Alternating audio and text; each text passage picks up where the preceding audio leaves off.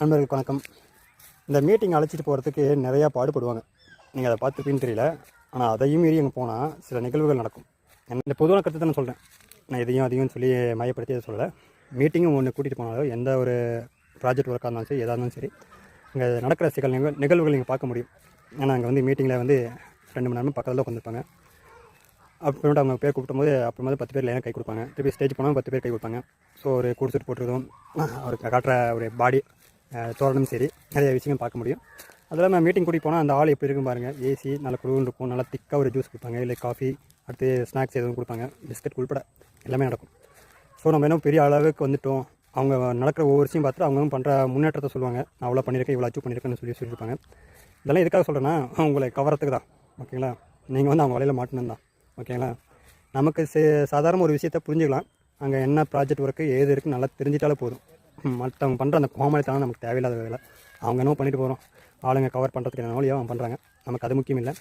என்ன ப்ராஜெக்ட் பண்ணுறாங்க அது மூலம் தெரிஞ்சுக்கோங்க. அதுக்கு முன்னாடி எப்படி அதை வந்து நம்ம மார்க்கெட்டிங் பண்ணுறாங்க இதெல்லாம் கொஞ்சம் பாருங்கள். நமக்கு அதுதான் முக்கியம். அங்கே நடக்கிற அந்த கோமாளித்தனம் நமக்கு தேவையில்லை. இதெல்லாம் கொஞ்சம் நோட் பண்ணுங்கள். லைஃப்பில் கொஞ்சம் மாற்றம் நமக்கும் வரும். இது உண்மை தான். அவங்க பண்ணுறது முக்கியம் இல்லை. நமக்கு என்ன ப்ராஜெக்ட் ஒர்க் சொல்கிறாங்களோ அதை மட்டும் பாருங்கள். ஓகேங்களா? நமக்கு ஒரு 10 ரூபா வருமானம் கிடைக்கிறது என்ன வழியோ அதை நம்ம பார்க்கணும், தவிர மற்றவங்க பண்ணுறது நமக்கு தேவையில்லாத விஷயம். சில நிகழ்வுகள் பார்க்க முடியும் கிரிப்டோவில். அவங்க தினம் காயினை ஒரு கம்மி ரேட்டில் தான் இருக்கும். ஆனால் அவங்க டார்கெட் வச்சு பேசுகிறதெல்லாம் பிட்காயினை டார்கெட் வச்சு பேசுவாங்க. நேற்று வரையும் 500 அந்த பிட்காயின் வந்து இன்றைக்கி 1 கோடி ரூபா வந்துருச்சு, நாளைக்கு நம்ம ரேட்டு வந்து அது மாதிரி போயிடும் அப்படின்னு. ஸோ பிட்காயின் வந்து டிஜிட்டல் தங்கமாக வச்சுக்கிறாங்க. அவ்வளோதான். அதோட ப்ராஜெக்ட் ஒர்க் என்ன சொன்னோன்னா தெரியல, எனக்கும் தெரியல. கேட்டால் ஒன்றும் இல்லை தான் சொல்லுவாங்க. ஆனால் அவங்க மற்றவங்க டார்கெட் பண்ணி பேசுகிறது அந்த காயினை வந்து அவங்ககிட்ட இருக்க என்ன ப்ராஜெக்ட்டுன்னு சொல்ல மாட்டேங்கிறாங்க.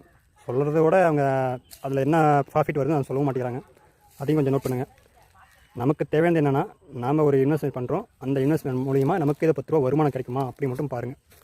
இதை மட்டும் பாருங்கள் போதும். ஓகேங்களா? அதை விட்டுட்டு ஒருத்தர் கட்டாயப்படுத்துகிறாங்க அப்படின்னு சொல்லி சேர வேண்டாம். ஆனால் நம்ம முதலீடு நாம் போடுற ஒரு அப்புறமும் பார்த்து போடணும். ஓகேங்களா? கொஞ்சம் பார்த்து பண்ணுங்கள். ஓகேங்களா? நன்றி.